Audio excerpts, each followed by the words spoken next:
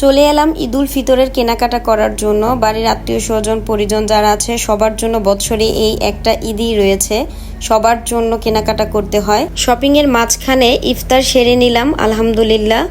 তাছাড়া হচ্ছে গিয়ে ট্রেন দিয়ে কোত্থেকে কি পর্যন্ত যাব, তারপর এরকম করে বাসায় যাওয়া হয় আমার মাহেরের একাই।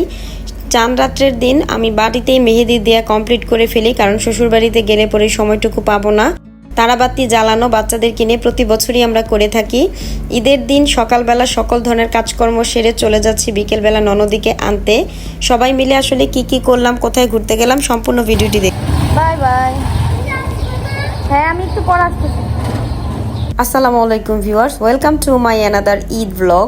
আজকের ভিডিওটি সম্পূর্ণই আলাদা, কারণ আজকের ভিডিওটি স্পেশাল ঈদুল ফিতর, যার জন্য তো আমরা চলে গেলাম বাড়ির সকলের জন্য শপিং করার জন্য। ইভেন আমাদের নিজেদের জন্য টুকিটাকি অনেক কিছু কেনাকাটার ছিল।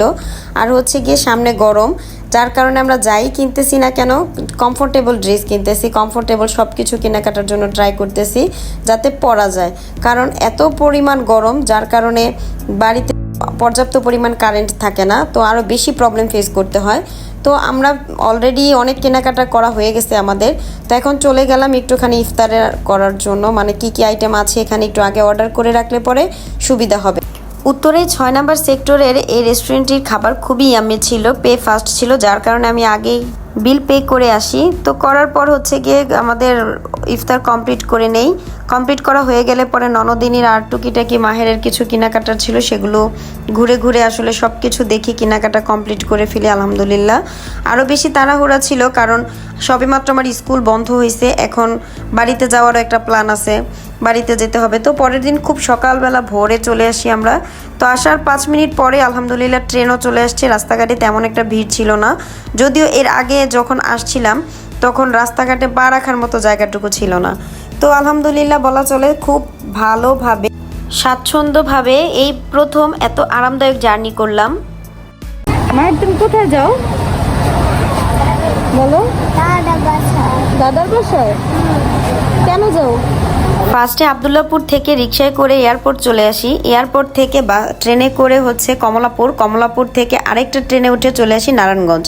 এখানে এসে লঞ্চ মিস করার ফলে, মিস বলতে আসলে লঞ্চ পুরাই ফাঁকা ছিল, যার কারণে ভয়ে আমি আর লঞ্চে যাইনি।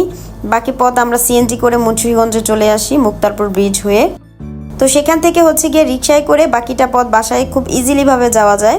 তো চলে আসছে, এসে দেখি আমার মা দাঁড়ায় আছে। মা মাহেরকে কোলে করে নিয়ে যায়, অনেক দিন পর তার নাতিকে পাইছে, খুব আরামদায়কভাবে চলে যায়। তারপরের দিন চলে যাব হচ্ছে আমার শ্বশুর বাড়িতে।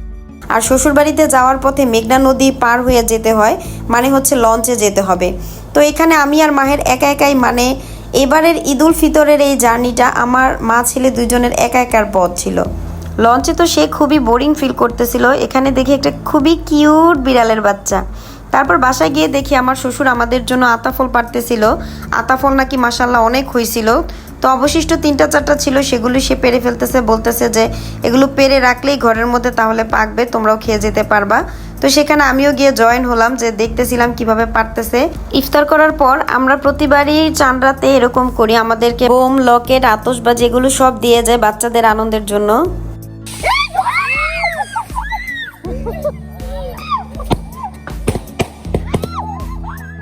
তো ঈদের দিন সকালবেলা সব কাজকর্ম করে সারাদিনের মানে কাজকর্ম যা থাকে সব গুছগাছ করার পর আমরা সব ভাবিরা মিলে, মানে সব জায়েরা মিলে চলে যাচ্ছি হচ্ছে আমার ননদিনীকে আনার জন্য।